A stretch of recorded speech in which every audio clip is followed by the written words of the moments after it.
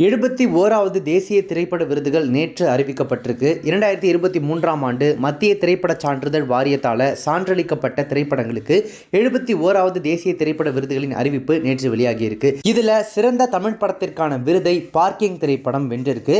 அறிமுக இயக்குனர் ராம்குமார் பாலகிருஷ்ணனுடைய இயக்கத்தில் MS பாஸ்கர், ஹரிஷ் கல்யாண் உள்பட பல நட்சத்திரங்களுடைய நடிப்பில் வெளியாகி 2023ஆம் வருடம் மிகப்பெரிய வரவேற்பை பெற்று வெற்றி பெற்ற பார்க்கிங் திரைப்படத்துக்கு தான் சிறந்த தமிழ் திரைப்படத்திற்கான விருது கிடைச்சிருக்கு. அந்த திரைப்பட ஒரு முக்கியமான கதாபாத்திரத்தில் நடிச்சிருந்த நடிகர் MS பாஸ்கர் அவர்களுக்கு சிறந்த துணை நடிகருக்கான தேசிய விருது கிடைச்சிருக்கு. MS பாஸ்கர் அவர்கள் ரொம்ப வருஷமா தமிழ் சினிமாவில் பல்வேறு துறைகளில் இயங்கிட்டு வந்துட்டு இருக்காரு. அவருடைய திறமைக்கு கண்டிப்பாக ஒரு அங்கீகாரம் கிடைக்கணும் அப்படின்றதான் ரசிகர்களுடைய எதிர்பார்ப்பாக இருந்துச்சு. அந்த வகையில் MS பாஸ்கர் அவர்களுக்கு தேசிய விருது கிடைச்சிருக்கிறது அவருக்கு சரியான நேரத்தில் கொடுக்கப்பட வேண்டிய அங்கீகாரம் தான் இது. தேசிய விருது சரியான கைகளை போய் சேர்ந்திருக்கு அப்படின்னு சொல்லி ரசிகர்கள், பொதுமக்கள் என அவருக்கு பலரும் வாழ்த்துக்களை சொல்லிட்டு இருக்காங்க சோஷியல் மீடியாவில். MS பாஸ்கர் அவர்களும் தனக்கு தேசிய விருது கொடுக்கப்பட்டதற்கு அந்த ஜூரிக்கு நன்றி சொல்லி மற்றும் எல்லாருக்குமே நன்றி சொல்லி அவர் சைட்லேருந்து ஒரு பர்சனலாக வீடியோ வெளியிட்டிருக்காரு. எல்லாருக்கும் என்னுடைய பணிவான வணக்கங்கள். பார்க்கிங் படத்திற்கான சிறந்த துணை நடிகர் விருது, தேசிய அளவிலான விருது, 71வது தேசிய விருதுகள் எனக்கு வழங்கியிருக்காங்க அப்படின்னு கேள்விப்பட்ட ரொம்ப மகிழ்ச்சி. இந்த மகிழ்ச்சியோடு கூடுதல் மகிழ்ச்சியாக படத்திற்கு சிறந்த திரைக்கதை, சிறந்த படம் அப்படிங்கிற விருதுகளும் கிடைச்சிருக்கு. அப்படிங்கிறத நினைக்கும் போது ரொம்ப சந்தோஷமா இருக்கு. இது எல்லாவற்றிற்கும் இந்த படத்தினுடைய இயக்குனர் எனது அன்பு மகன் ராம்குமார் பாலகிருஷ்ணனும், தயாரிப்பாளர் தம்பி சினீஷ் அவர்களும், சுதன் அவர்களும், இந்த படத்தினுடைய கதாநாயகன் அன்பு மகன் ஹரிஷ் கல்யாண் அவர்களும், மற்றும் கதாநாயகி எனது அன்பு மகள் இந்துஜா அவர்களும், இன்னும் இந்த படக்குழுவினரும், தமிழ் ரசிக பெருமக்களும், பத்திரிகை ஊடக நண்பர்களும் இந்த படத்தை சிறந்த படமாகவும் என்னை சிறந்த துணை நடிகராகவும் தேர்வு செய்த அந்த கமிட்டியினுடைய ஜூரிஸுக்கும் என்னுடைய மனமார்ந்த நன்றிகள். தமிழ் ரசிக பெருமக்களுக்கு என்னுடைய சிரம் தாழ்ந்த வணக்கங்கள்.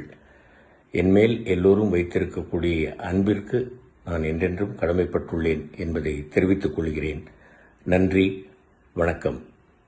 ஆண்டவன் செயல். அடுத்ததாக இதே பார்க்கிங் திரைப்படத்திற்கு சிறந்த திரைக்கதைக்கான விருதை அந்த படத்தினுடைய இயக்குனர் ராம்குமார் பாலகிருஷ்ணன் வென்றிருக்காரு. 2023ஆம் ஆண்டுக்கான தேசிய விருதுகளில் தமிழ் படமான பார்க்கிங் திரைப்படம் மட்டுமே 3 விருதுகளை தரி சென்றிருக்கு. சிறந்த தமிழ் திரைப்படம், சிறந்த துணை நடிகர், சிறந்த திரைக்கதை ஆசிரியர் அப்படின்னு சொல்லிட்டு 3 விருதுகளை பார்க்கிங் திரைப்படம் வென்றிருக்கு. தேசிய விருதுகள் அறிவிக்கப்படக்கூடிய அந்த காணொலியை பார்த்துட்டு இருந்த பார்க்கிங் திரைப்பட குழுவினர் தங்களுடைய திரைப்படத்திற்கு இத்தனை விருதுகள் அறிவிக்கப்பட்டதை பார்த்துட்டு பயங்கரமாக செலிப்ரேட் பண்ணக்கூடிய அந்த வீடியோவை தங்களுடைய சோஷியல் மீடியா பக்கத்தில் பதிவிட்டிருக்காங்க. Party.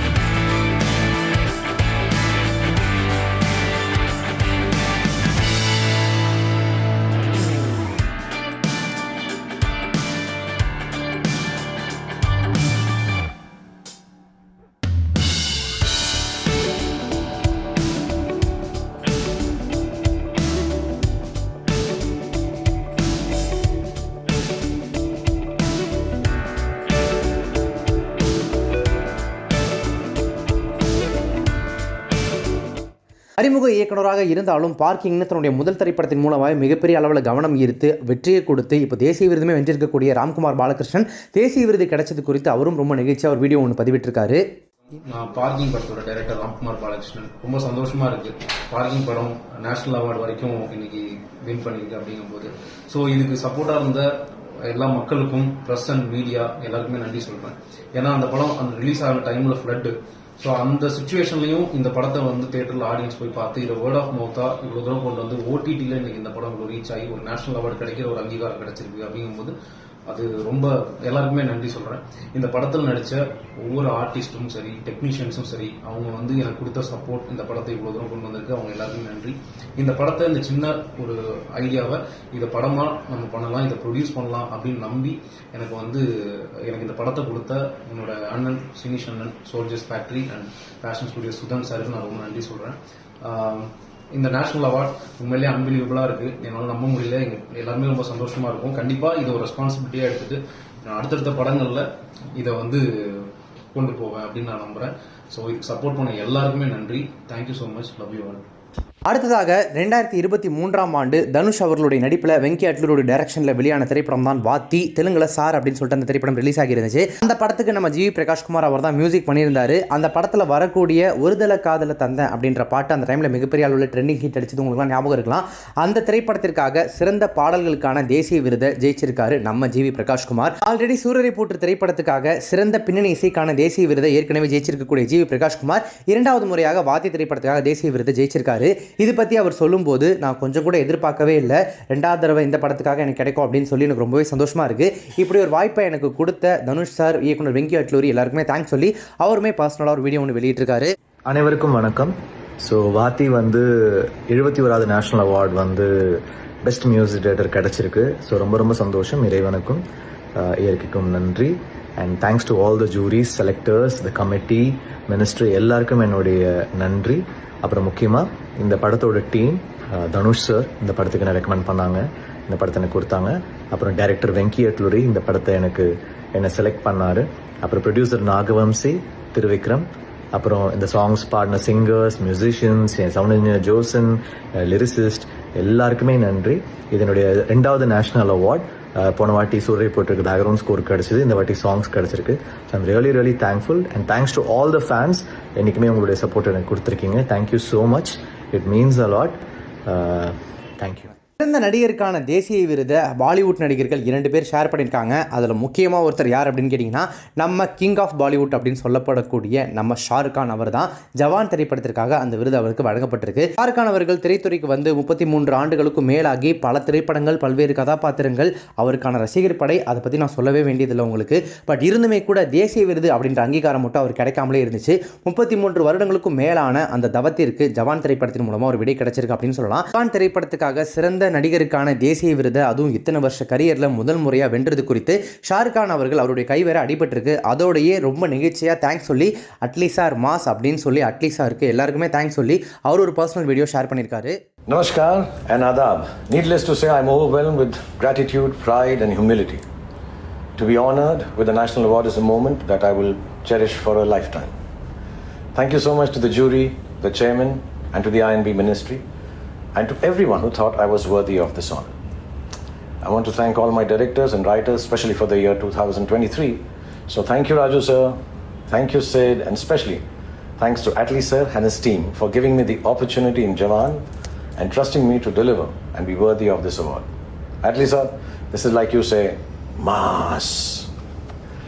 I want to thank my team and management which works tirelessly with me. They bear with me my eccentricities and impatience and give me their full attention and make me look much better than I am, like even now in this video. This award without their perseverance and love would not be possible at all. Thank you so much for everything you do. My wife and kids, who over the last few years give me so much more love and care, as if I am the kid in the house and want only the best for me.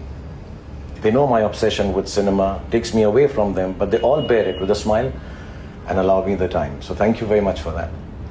A national award is not just about achievement. It's a reminder that what I do matters. It tells me to keep going, keep working hard, keep creating, and keep serving cinema. In a world full of noise, to be heard, truly heard, is a blessing. And I promise to use this recognition not as a finish line, but as fuel to continue striving, learning, and giving back. ये award मेरे लिए एक reminder है कि acting सिर्फ काम नहीं है, एक जिम्मेदारी है. स्क्रीन पर सच दिखाने की जिम्मेदारी. और सबके प्यार का मैं बहुत बहुत आभारी हूँ और भारत सरकार का इस सम्मान के लिए बहुत बहुत शुक्रिया. And then lastly to my fans, thank you for all the cheers and all the tears, and really thank you for pausing your scrolling while watching my work. This award is for you, as each award is. And yeah, I would love to spread my arms for you and share my love, but I'm a bit indisposed. But don't worry, just keep the popcorn ready. I'll be back in theatres and soon on the screen. So till then, just with one hand. Ready.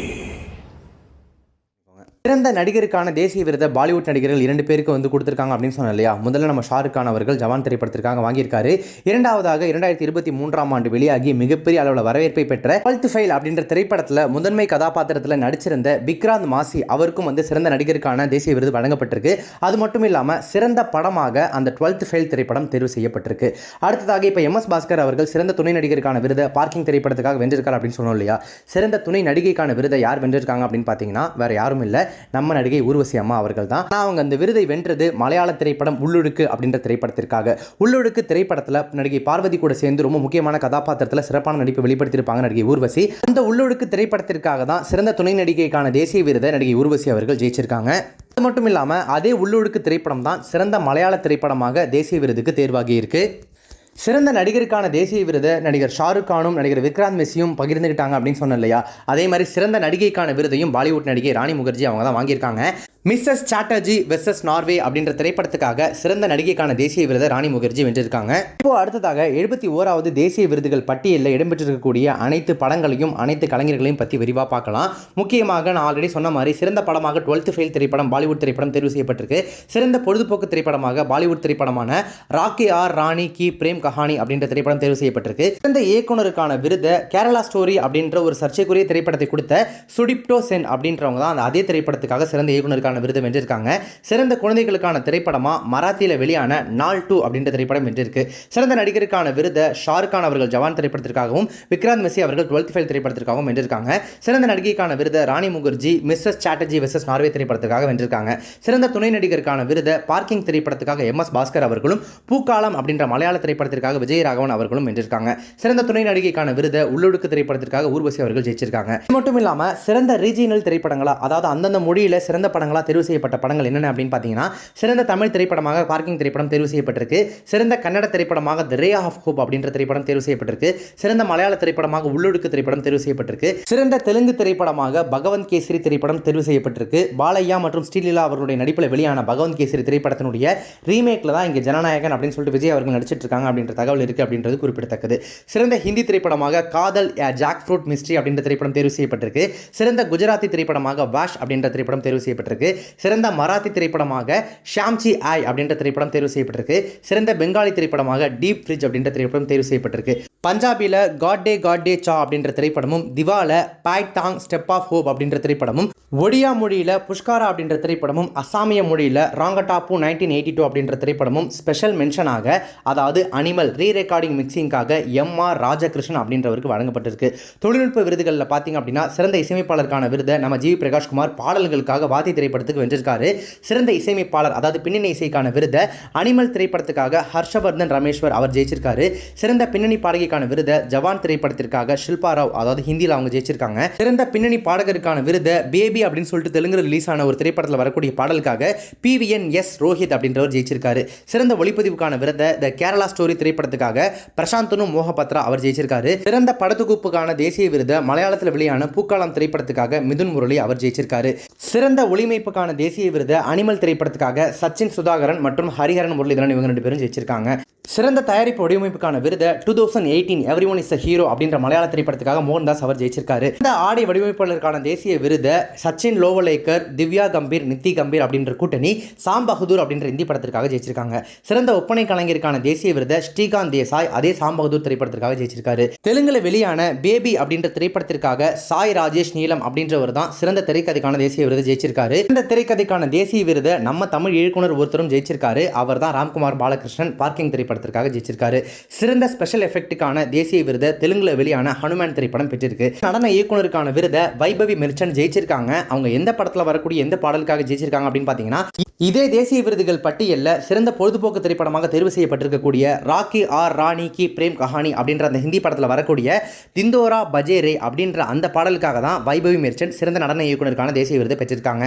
சிறந்த stent கொரியோகிராஃபிக்கான விருதை தெலுங்குல வெளியான ஹனுமான் திரைப்படத்துக்காக நந்து பிருத்வி அப்படின்றவர் ஜெயிச்சிருக்காரு. இப்படி பல்வேறு கேட்டகரிகளில் பல்வேறு திரைப்படங்களுக்கும் கலைஞர்களுக்கும் தேசிய விருது அறிவிக்கப்பட்டிருக்கிறது. அந்தந்த துறை கலைஞர்களுக்கு மிகப்பெரிய உற்சாகத்தையும் மகிழ்ச்சியும் ஏற்படுத்தியிருக்கு. முக்கியமாக தமிழில் இங்கே பார்க்கிங் திரைப்படம் மட்டுமே 3 தேசிய விருதுகளை அள்ளிட்டு வந்திருக்கிறது இங்கே ரசிகர்களுக்கும் கலைஞர்களுக்கும் மிகப்பெரிய மகிழ்ச்சியும் உற்சாகத்தையும் ஏற்படுத்தியிருக்கு. அதற்கு வாழ்த்துக்களை சொல்லி உலகநாயகன் கமலஹாசன் உட்பட பலரும் தங்களுடைய சோஷியல் மீடியா பக்கத்தில் வாழ்த்துச் செய்திகளை பதிவிட்டு வந்துட்டு இருக்காங்க. ஒரு சில திரைப்படங்களுக்கு ஒரு சில கலைஞர்களுக்கு இதுக்கெல்லாமாப்பா தேசிய விருது கொடுப்பீங்க, எவ்வளோ நல்ல படம்லாம் இருக்குது, அதெல்லாம் மிஸ் பண்ணிட்டீங்களே அப்படின்னு சொல்லி ஒரு சிலர் தங்களுடைய ஆதங்கத்தையும் தெரிவிச்சுட்டு தான் வந்துட்டு இருக்காங்க. இந்த ஆதங்கத்தெல்லாம் தாண்டி இதில் நல்லா கவனிச்சிங்க அப்படின்னா பெரும்பாலும் ஹிந்தி திரைப்படங்களுக்கும் ஹிந்தி கலைஞர்களுக்குமே முன்னுரிமை கொடுக்கப்பட்டு அவங்களுக்கே தேசிய விருது நிறைய வழங்கப்பட்டிருக்கு.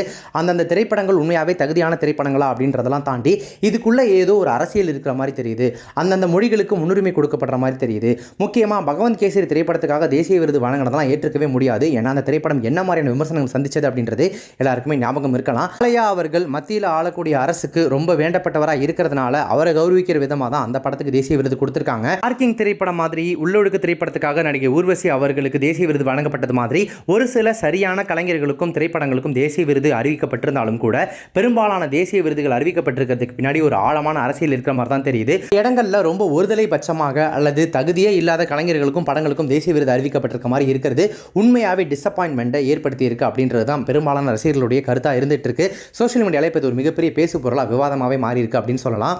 நீங்கள் எந்த படங்களுக்கு அல்லது எந்த நடிகர் நடிகைகளுக்கு தேசிய விருது கிடைக்கும் அப்படின்னு காத்துட்டு இருந்தீங்க, அல்லது இப்போ கொடுக்கப்பட்ட தேசிய விருதுகளை பற்றின உங்களுடைய கருத்துக்கள் என்ன அப்படின்றத கமெண்ட்ஸில் மென்ஷன் பண்ணுங்க. இப்போ இந்த வீடியோ உங்களுக்கு ரொம்ப பிடிச்சிருந்துச்சு அப்படின்னா லைக் பண்ணுங்க, ஷேர் பண்ணுங்க. நம்ம சேனல் இது வரைக்கும் சப்ஸ்கிரைப் பண்ணாதவங்க யாராவது பிறகு பார்த்துட்டீங்க அப்படின்னா மறக்காம உடனே இப்போவே நம்ம சேனலுக்கு சப்ஸ்கிரைப் பண்ணிட்டு பக்கத்தில் நோட்டிஃபிகேஷன் பில் பண்ணி மறக்காம டிங் நினைத்துருங்க.